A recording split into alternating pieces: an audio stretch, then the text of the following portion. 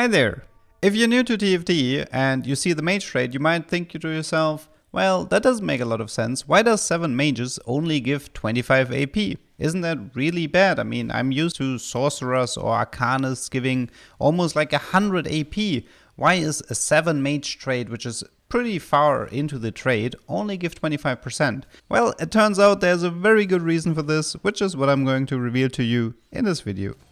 Now mages end up working a little bit different to something like Arcanist from set 6.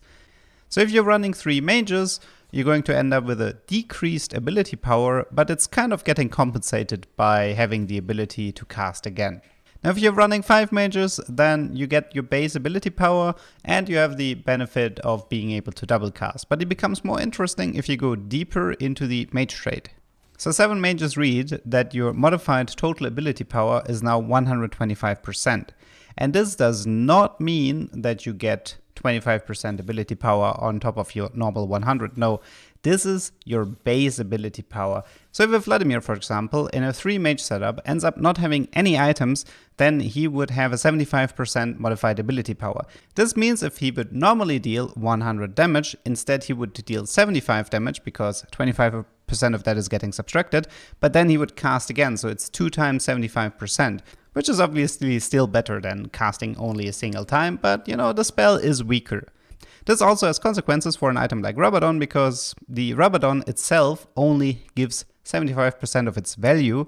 So if Vladimir in a 3 mage setup with a Rabadon would end up with 131 AP. So the Rabadon only ends up giving 56 ability power instead of the promised 75, because it ends up getting affected by the modified ability power from the mage trait. And I think you might realize now why this is such a big deal if we go deeper into the mage trait. If we have a decreased ability power, then Rabadon becomes less effective.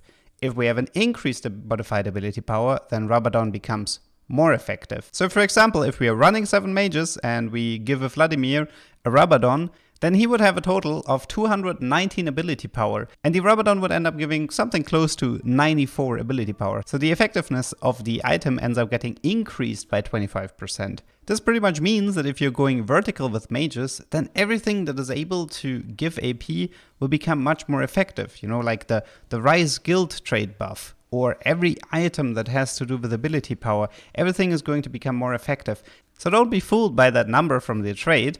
And feel free to run something like a Rabadon in a mage setup, because not only is the item going to get more effective, you will also benefit from it twice, since all the mages will end up doing a double cast. That was everything for me today. I hope you learned something, and see you the next time.